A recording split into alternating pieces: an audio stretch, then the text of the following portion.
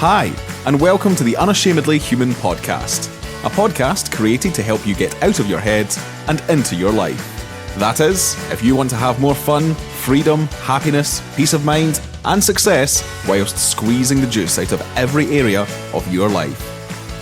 Join Jackie Ford every Thursday and listen in to her warm Scottish tones, wise heart, and wonderful sense of humour as she interviews guests and discusses what it means to be unashamedly human.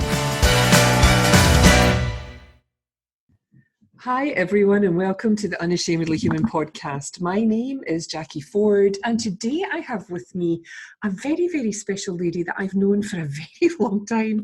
I dread to think how many years we've known each other, Helen, about 20? I think it's about, near that, 16 maybe. Yeah. Something like 16, 17. Long time. Yeah, long. The thing I love about life is every now and again you meet someone whose story is so similar to your own that you just think, were we separated at birth? I know.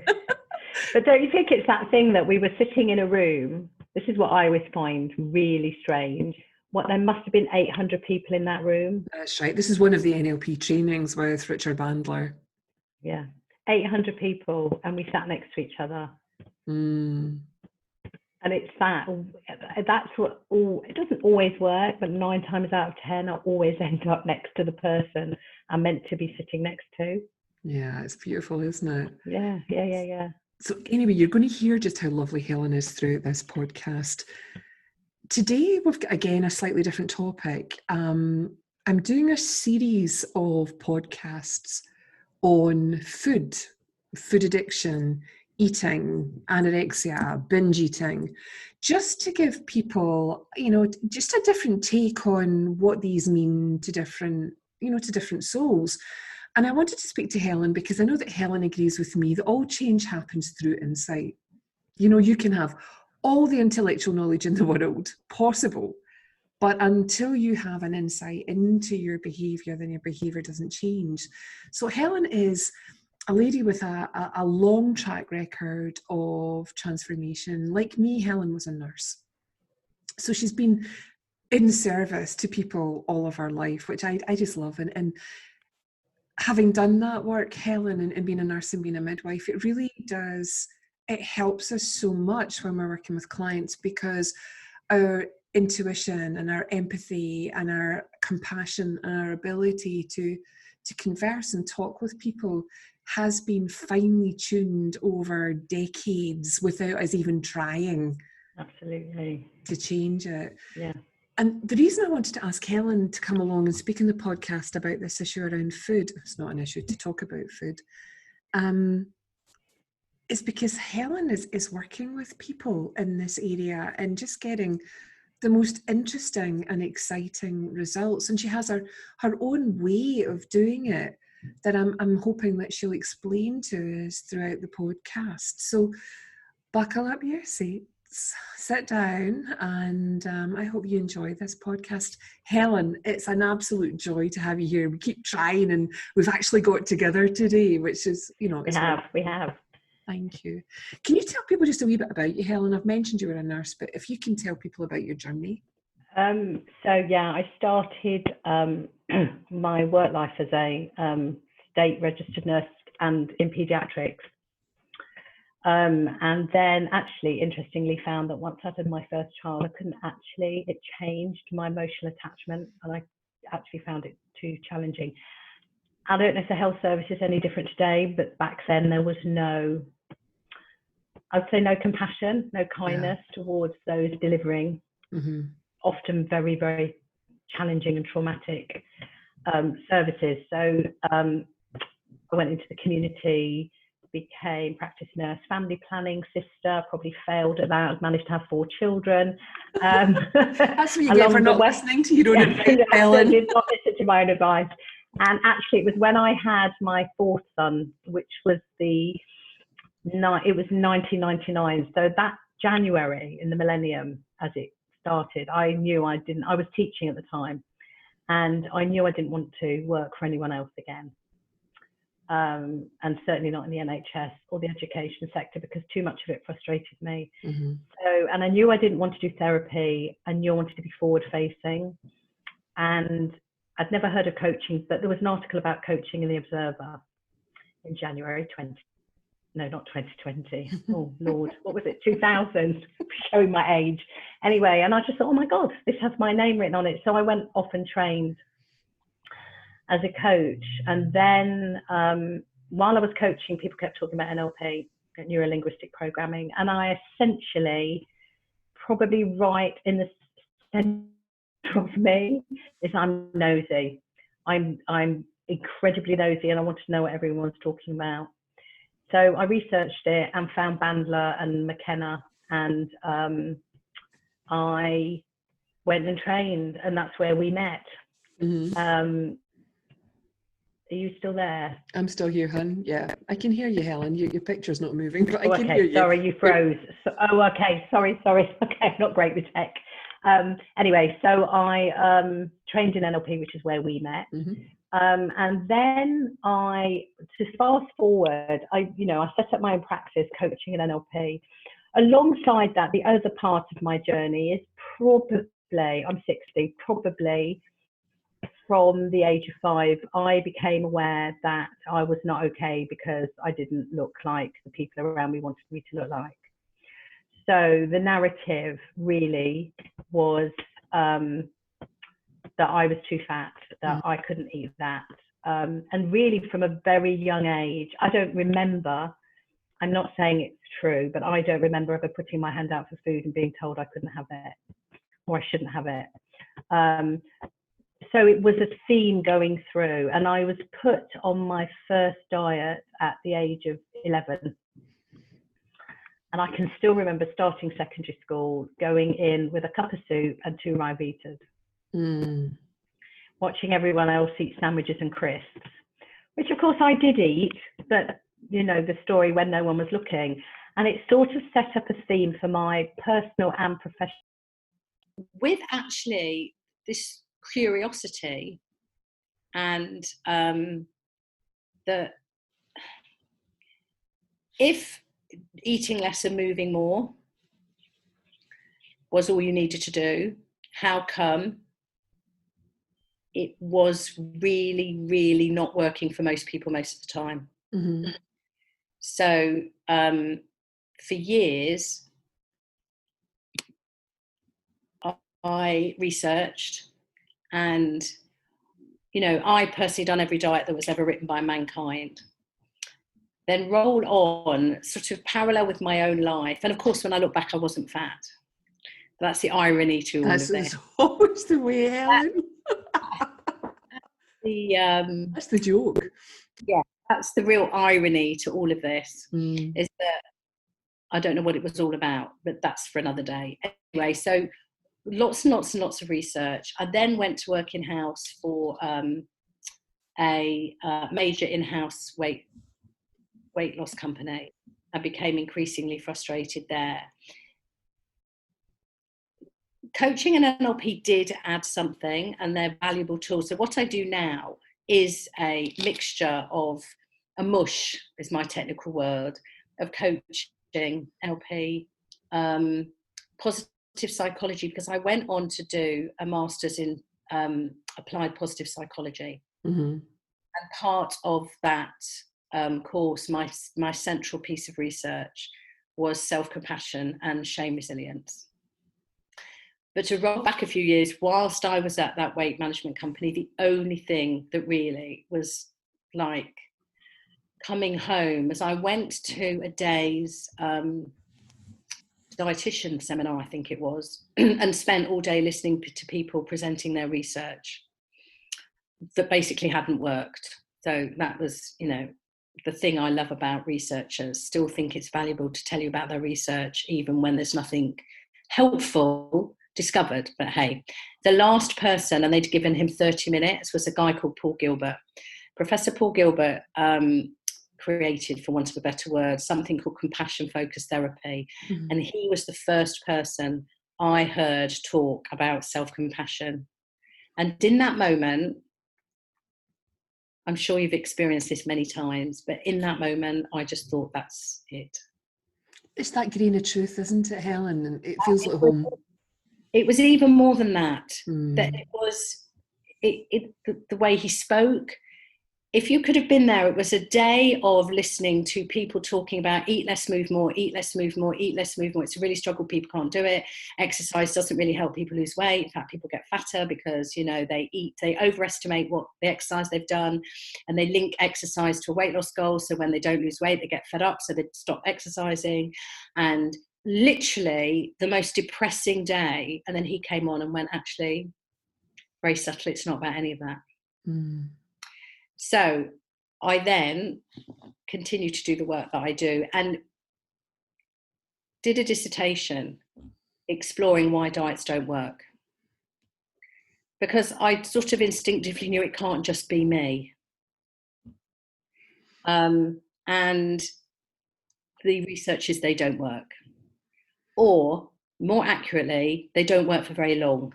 So the research shows that the surface level, people go on a diet, be really motivated, lose weight. If you do research at the 3-month point, you will think diets work. People have lost weight, got to their ideal weight, they're rah, rah, rah. For that brief moment in time, it looks like the myth was true. Life is now wonderful because they're 8 stone and in a size 10 dress and they're getting loads and loads of compliments. And for a brief moment in time, it looks like the lie was a truth. That when you're thin, life is wonderful. Of course, it's bollocks. Excuse me. Anyway, if you roll on, most people within a year, regardless of the diet, there's no one diet that is more or less at fault, if you like. Across the board, roll on a year, the research shows most people not only will have regained, but they will have regained more. So this isn't okay. And what my research actually showed, that unlike other areas within the health industry, diets and dieting is not held to the same rigorous research. So the research is out there, clearly says, as an intervention, it's pretty useless. And yet, if you go today, if a human being goes today to a GP or a health professional and gets weighed, they will be handed a diet sheet. Now, I get that people will say, there's time constraints. It wouldn't matter. They would still be handed a diet sheet. And I was at the gym last week and there was this very enthusiastic personal trainer, almost at the top of his voice, shouting at this elderly gentleman, what you need to do 5 days a week, 6 days a week, no carbs, protein only, and on the 7th day, eat what you like, shove it in. I'm thinking, on what planet? Can you not hear yourself? First of all, if all the foods that you're telling this person to eat on a Sunday don't nourish his body with kindness, why is it okay to shove them in on a Sunday? Anyway, so I did this research. I have to tell you, it was the saddest research I have ever done. Oh, how come? Because paper after paper after paper after paper reaffirmed what I already knew. That actually, not only don't diets work, they create great harm and great pain and great suffering. Because for some reason, and I'm not sure how it came about, it's very unique in that it's probably the only service industry that offers you an intervention that doesn't work and manages to convince you, the user, that it's your fault. Yeah. I mean, I can't think of anywhere else that anybody would go. You can go on holiday and get shit food and an awful experience and be persuaded that actually the reason you had an awful experience was because of something to do with you. There is a collusion that if you're on a diet and you don't manage, then you are a failure, not the diet. You need to have more willpower.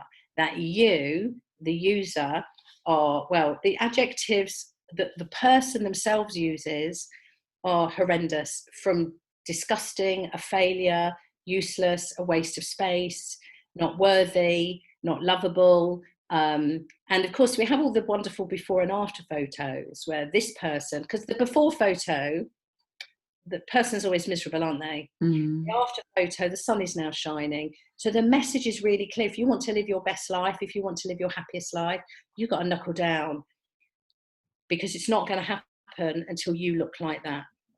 And it's the challenge is the message, the weight industry, the diet industry, that message, it's a shame-based industry. Any intervention that they've measured the cortisol levels of people waiting to be weighed, and they're through the roof. Now, as you know, cortisol is what is released when we're under great threat and stress. So the cue to get weighed is people's stress levels are through the roof. People will strip off, they'll take their jewelry off, they'll go to the toilet to try and push something out of their body. It's through the roof. So they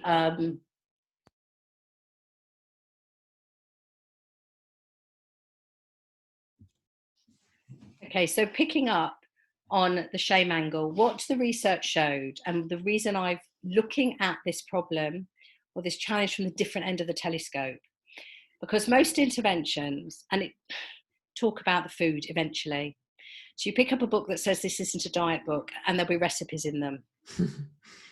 Well, it will be then. People talk about that somebody needs to have a better relationship with food. No, they don't. I've not met anybody who needs to have a warm and loving relationship with a loaf of bread. Not food. Even if it's sourdough, Helen. Sourdough, yeah, sourdough with bacon, maybe. Reality is, yes, of course, we need to learn to nourish ourselves with kindness. What my research did was look at something called chronic dieting syndrome. A chronic dieting syndrome, it's not clinical, but it is people whose lifestyle is completely dominated by what they look like, what they weigh, what they're going to eat. And it doesn't matter what else is going on. It'll be their first thought when they wake up in the morning, the last thought before they go to bed. Been there. Yeah, me too. Been there, done it, got the t-shirt. Wouldn't matter what else was going on. What would be really front of mind is, what have I eaten? Why did I eat that? Now, why I feel really sad about this is that not only is there a collusion between the weight and diet industries, the people using the diets themselves, the people who keep churning them out, but society itself perpetuates this message that actually women need to look a certain way in order to be okay. End of. The challenge with that when we look at shame is, if we roll back to when we were living in a cave, which our brain still thinks we are, we needed to stay alive. So we stayed alive by two ways. I mean, I wasn't there, but so I'm making this up. Are you sure, Helen? I'm making this up a little bit. But basically, we had to have food, and in order to get the food, we needed to not be eaten by the food. And then the other thing is, we were in a tribe. Research says a tribe of no more than about 120 people. And it was really important in that tribe that we were accepted, which meant there were rules. I'm guessing they were transparent. We knew what they were. And what Paul Gilbert says is, shame in that context could be seen as safekeeping or pro-social, because if I started to act out against the tribe, this shame, you'd respond to me in such a way that I'd feel shame and change my behaviour back. Because if I didn't, you would chuck me out the cave, and I literally, my life was at risk. Yeah, I could literally die. So not belonging is coded in the part of our brain that is responsible for keeping us safe as high risk. Now roll on to 2020. First of all, our shames are disparate. Our rules are not transparent. And if you spend too much time on social media, you really don't know who and what and how you're supposed to be. And you're comparing yourself, what you look like and the life you're living, with the curated views of other people's lives. More importantly than that, we're in a tribe. And I'm not saying that this isn't a male issue only. I'm specifically looking at women. But we are in a tribe called women. And the message for decades has been, for a woman to be safe and worthy of love and belonging, she needs to look a certain way. Mm-hmm. It's perpetuated across all the media. In movies, the heroine is skinny and beautiful, and the baddie is, well, she may well be beautiful, you know what I mean? Yeah, or the funny one, the baddie or the funny one is. They won't fit that they won't fit that Barbie look, basically. Mm-hmm. So the baddie, the funny one, the mother type, the only woman that fits that caricature of being acceptable, the one who gets the guy, gets the riches, looks a certain way. If you open any newspaper, if you read books, you will get the idea that in order to be safe and worthy of love and belonging in this tribe of women, you have to look a certain way. What I find so sad is that has been accepted in society. Nobody questions it. Women will sit down together with a group of women, and within 10 minutes, when the menu comes out, something about dieting will come up. Now, you can always guess the person who has the biggest issues because they talk about how they're going to order. Well, I can eat this because I didn't have breakfast and I won't have supper tonight, and I didn't eat very much yesterday, or I'm being good, or I'm being bad. The diet culture will leak out. Very few women, if you listen to groups of women sitting at a table about to order, will just pick up the menu, look at what they want and order it, without some kind of external explanation or justification about what they're eating.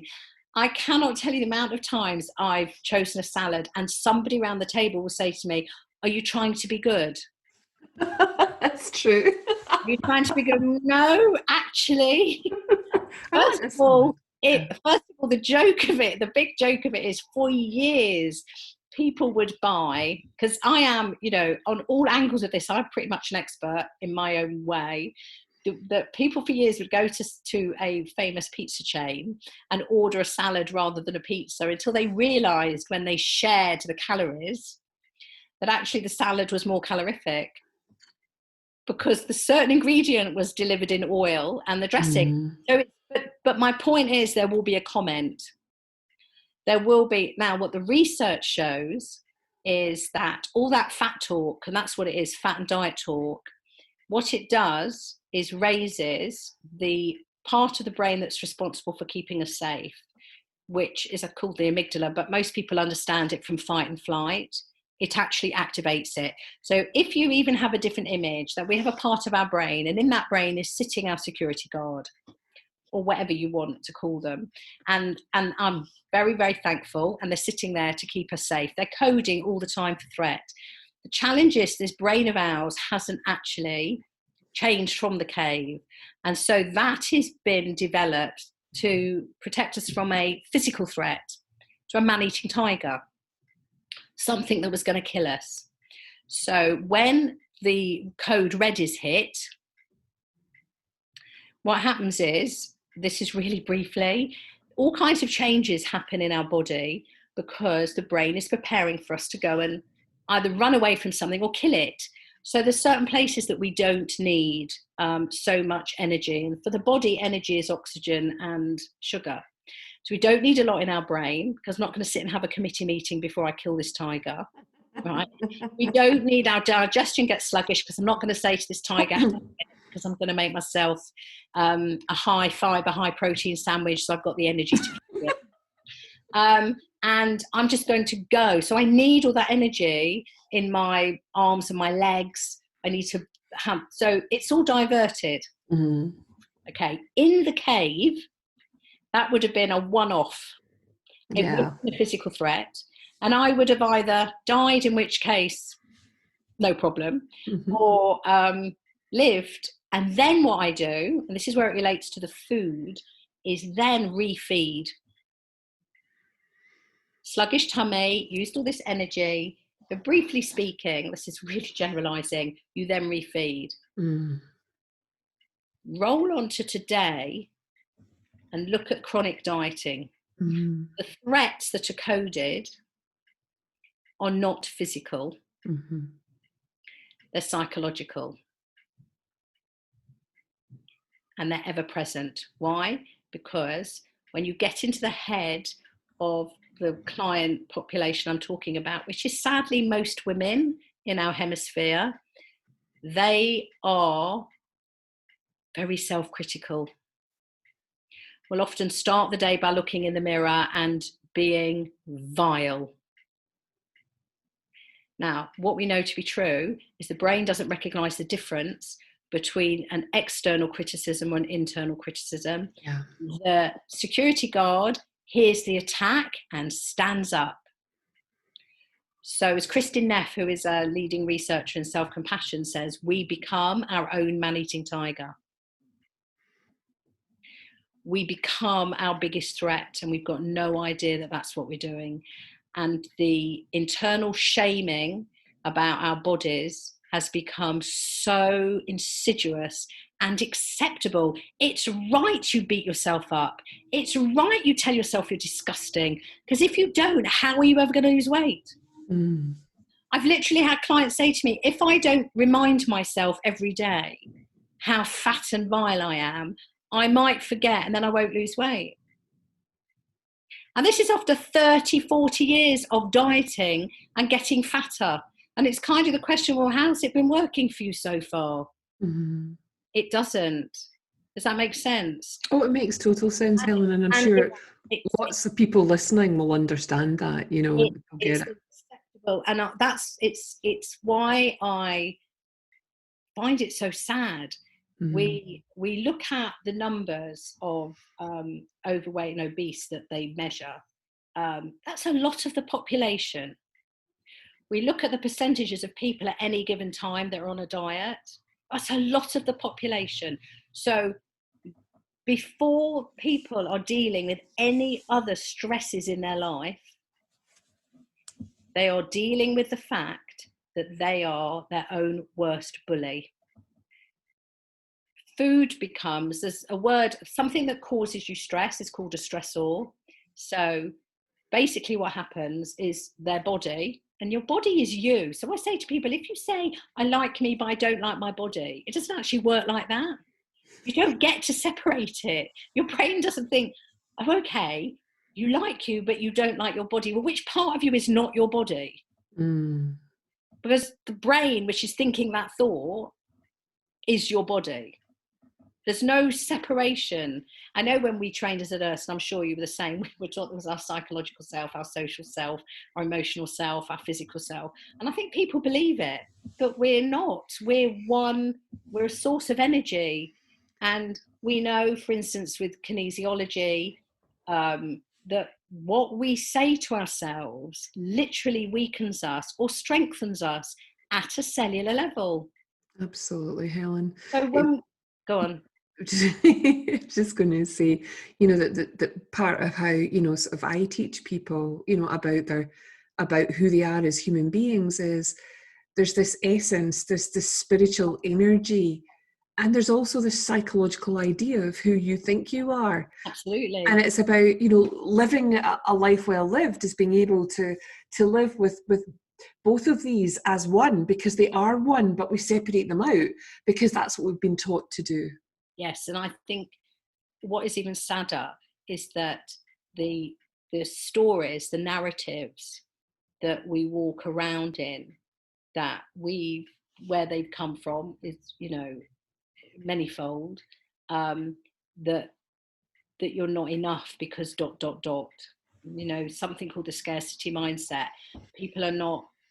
I don't deserve this. I don't deserve to be happy because I'm fat. I don't deserve to be happy because I'm ugly. I don't deserve to be happy because I'm stupid. Whatever made up story, people don't realize they've made it up. Yeah, I know. It isn't true. And what it does eventually is that essence gets covered up. Now, I don't think it's covered up for the reasons that people think it's covered up. I think there's a kind of, sometimes we think we're covering up because we think what's underneath is so revolting we can't possibly let the world see. Sometimes I think that that's another story that we've told ourselves. I think we've covered it up. Robert Holden, who was probably one of the first researchers in happiness, I was at a training with him once, and he talked about covering ourselves up with post-it notes. So I can't do that. That's not safe. No, I'm not good enough because I'm like this. No, I can't do that. No, I mustn't eat that. No, I mustn't do that. And in the end, we get so covered with Post-it notes, we actually forget what's underneath. I love that, Helen. Can I tell you why I love that? Because in this understanding of the principles that I share, to me, each of those Post-it notes is a thought that's believed, a thought that's embodied. Yes. And it's a bit like, whether believing in Father Christmas or believing that the world is flat, whilst we believe them wholeheartedly, there's no looking for evidence that actually, what if it's not true? Yeah. What if it's possible that the story I made up about myself a long, long time ago, the stories that others are invested in me still believing, because they make billions and billions of dollars. Of course, yeah. So basically, I then came across another researcher called Brene Brown. Brene Brown is the most amazing. She's amazing for many reasons. Because she's this. When I did my research, I found very few researchers like her and Kristin Neff who applied their research and who came. They didn't talk about. Many researchers talk about the research for others, not them. There are other humans who are vulnerable. There are other humans. Do you not think some coaches do that too? Oh, I know. Who are not prepared to go, yes, me too. Mm-hmm. And what I loved about her is not only is her work is embodied and embraced in the lived experience of thousands of other people. She isn't somebody who had an experience, it worked for her, therefore she wrote a book. She's literally done the legwork, but it just resonates. And she started to talk about shame in a way and that for me, I knew I'd experienced a lot of shame. I know what my shame triggers are. But actually, like anybody who's eaten food while no one's looking, any person on a diet, when somebody turns around and said, oh, I thought you were being good. How come you're eating that? To find someone who's written and put a language to something that is so soul destroying, because the reality is that shame, however you experience it, whatever it means to that individual, loves silence. And as Brene Brown describes it, as being in a petri dish and growing. So the more the person doesn't talk about their shame, the more shame grows and the more embodied in their story it becomes. Speak it, and all of a sudden, in the presence of empathy, in the presence of somebody who says, I'm here, I'm listening, I get it. This is what I love about your work, Helen. You go by the name of the self-compassion coach. And I'm hearing this throughout the thread of this, of you talking from the beginning right up to this point. And I'd love you to explain to people why that's important, especially people who are holding on to shame in relation to food. Because if you look at it just from a physiological point of view, when we are in high levels of stress and threat, when we experience shame acts like a trauma in the brain and activates the threat system. Ultimately, that will lead to eating. And not because of comfort eating and not because of all the other reasons, but because the body is designed, when it is under threat and it thinks it's going to fight and flight, it needs to refeed, it needs to regain its energy packs, if you like, its energy source. Can I ask you a quick question, Helen? Did you ever find when you were seeing a lot of clients and you were using NLP that you were hungrier after working with your clients? Yes. Good. Because I did too. Yeah. And actually, the other thing I find, and still if I don't pay attention, is if I've seen a lot of clients without enough space and haven't sat and done any breath work, I go into the kitchen. The first thing I always want to say to people, this is not their fault. This is because there's so much guilt. The problem with dieting, the diet mentality is very good and bad. So the person doesn't tend to go, I've eaten a piece of chocolate cake. Oh, that might have been a bad thing, using their language. They go, I've eaten a piece of chocolate cake. I am a bad thing. Yeah, they personalize it. They personalize it. Guilt is, I did a bad behavior, for want of a better word. Shame is, I am bad. Yeah, but see, if you think about that, Helen, our generation and generations before us, our parents and the way they were parenting, that was their language. You are bad. Yeah. You know, it wasn't, I love you, but I don't like what you've done. No, and it wasn't, and it's the but, you see, and even if it is, it's being able to go, I love you, and exactly. So the challenge is that, and of course, the process that I'm talking about is not peculiar to only chronic dieting. We all do this. This is what humans are doing to themselves without realizing it. Because I don't know about you, school, from my experience of school, was a shame-based organization. It was only about shaming, and it's very subtle. Well, school wasn't subtle, but it's everywhere. Anywhere you put another person in competition with another person, there is this risk of activating shame. So let's go into your average diet group where a bunch of women are being weighed publicly and being found wanting because they don't get that extra star in their book. These are grown, intelligent, creative women who no other area of their life would they keep going back. They'd go, oh, this isn't working, let me look at a different strategy.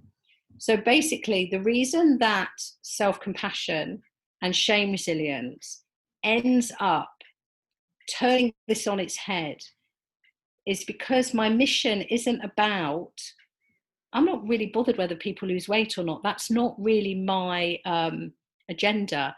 My agenda is that my clients learn to be kinder to themselves.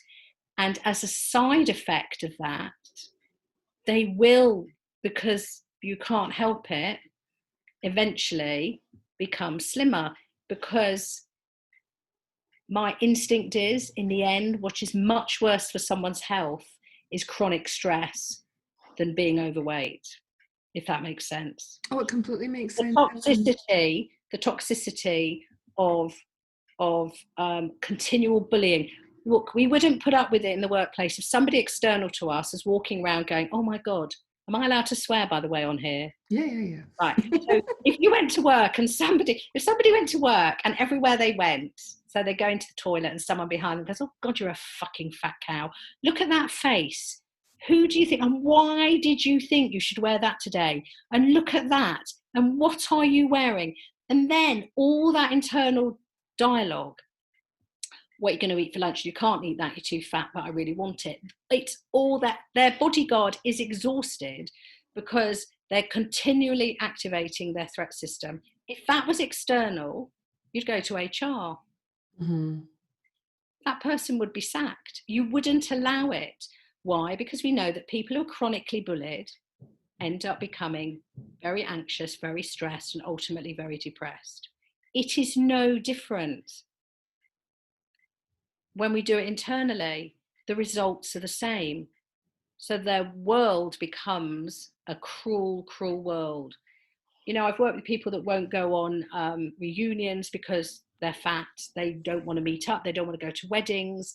Their first thought, if someone says they booked a holiday, is they're the wrong weight. Somebody invented something called a bikini body. Love to meet that person. Don't know where they got to rule the world. When you basically, self-compassion teaches you three things. The three components, as described by Christine Neff, one is mindfulness.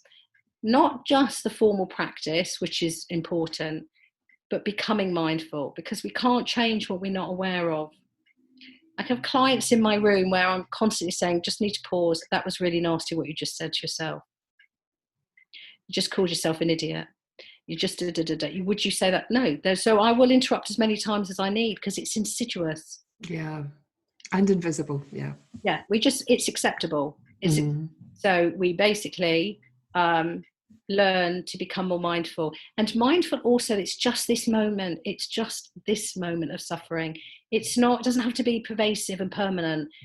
It's now. Let's stay, don't make it bigger than it is. Moving from self-criticism to learning to be kind, changing the response. And a lot of the self-compassion work is coming out of the head and going to the body, which in a way is a bit different from coaching and NLP sometimes, because instead of going into the head necessarily and identifying the thoughts and what's causing it, is go to the body. Where do you feel that struggle? Where do you feel that suffering? And hold it and soothe it like you would a child. You don't always need to know where it's coming from. When our children were little pre-language, we were still able to soothe them long before they were able to specifically say where or why they were hurting. And the other thing that I think is as critical as the other two, it's this sense of common humanity. It's not just me who has flaws, who's imperfect, who screws up, makes mistakes. I'll probably listen back to this and think, oh my God, what did I say that for? I meant to say that. It's all of us. It's not just me and it's not just you, but it's all of us. We all fuck up. We're human. If we were Vulcans, I don't know if you remember Star Trek. Oh, I'm a real fan. So, if we were, the Vulcans were not like us. They were rational. They had no emotions. We wouldn't be having this talk, and nor would we have any work because they just wouldn't compute. But you and I both know the only part of our brain, our conscious mind, that holds a tiny amount of information, it's the only rational bit. The rest of it is literal and purposeful. Whatever I've coded in there, it believes. So it's so important that, because we don't grow up knowing it's someone else as well. Because everyone has their armour on pretending they're okay.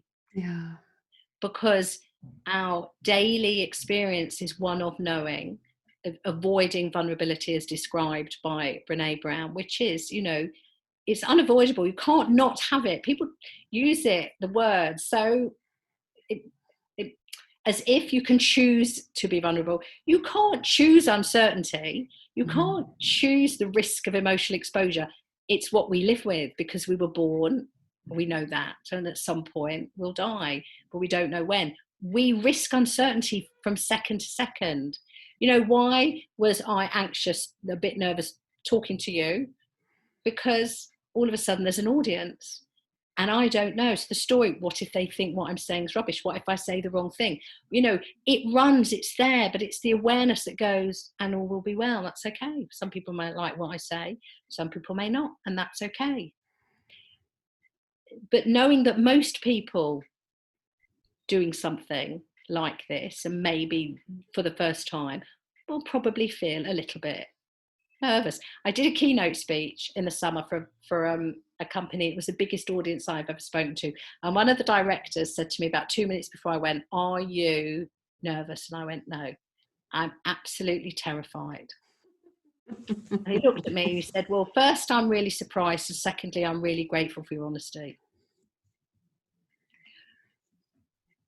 Because, and especially when it comes to the world of dieting and the world of our bodies, we're very secretive.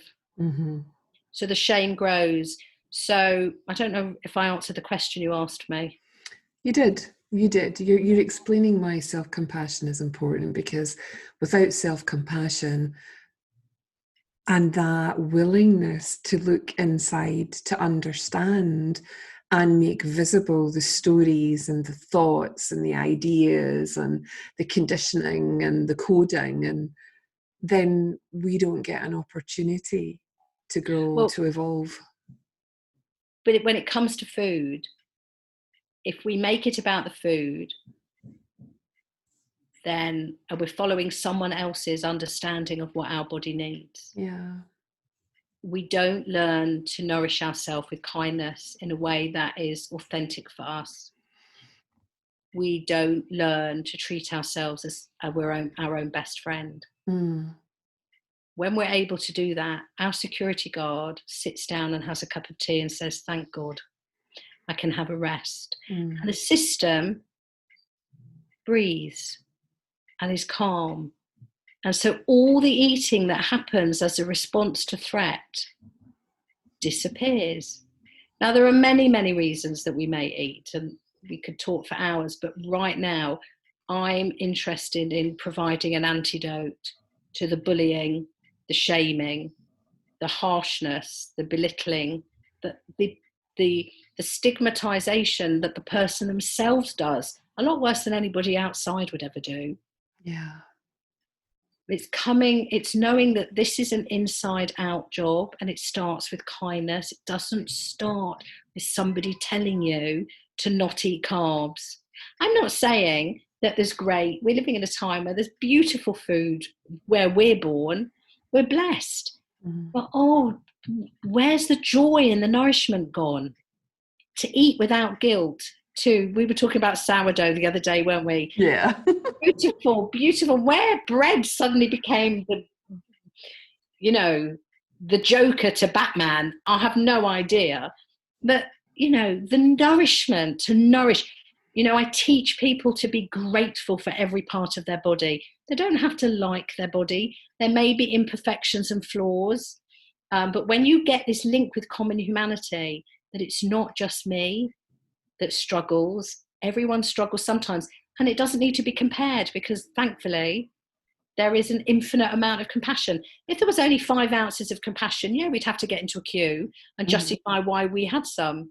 But actually there's an infinite amount, and it's, Paul Gilbert calls it's a motivation. It's if you see it even not as a feeling, it's a noticing that suffering is present and having an intention to alleviate it. You don't have to like the person you'll necessarily want to do that for, but actually it's learning that you can love yourself and care for yourself because of your flaws, not in spite of them. So the line that I invite people to practice and say, even through gritted teeth sometimes, is when they screw up, they finish the sentence with, and I'm safe and I'm worthy of love and belonging. So then it becomes unconditional. Mm-hmm. I love that, Helen. I love what you're saying and what you've said during the podcast. Unfortunately, we've kind of almost out of time. So for a woman who is nervous, you can sure talk. It's actually a skill. No, I know. I will put all your details in the comments about this podcast, Helen, so people can get in touch with you. What you'll find is Helen's using just a different language for understanding your psychological nature and your spiritual nature and bringing that into harmony so that you can live a life well lived, instead of a life where you're constantly making judgments, you're thinking you're less than, you feel as though you have to fix sort.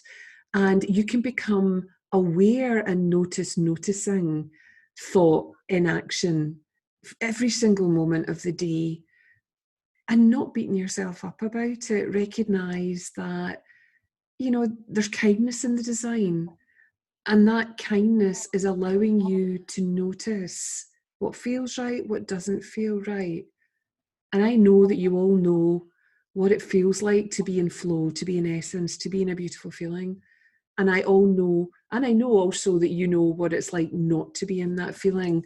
So my invitation for you again is to notice when you self-soothe with food, when you're looking for a different feeling, and recognize perhaps there's something fresh for you to see there. Helen, thank you so much for being a guest on the Unashamedly Human podcast. And pleasure. I look forward to speaking with you again soon. Okay, thank you.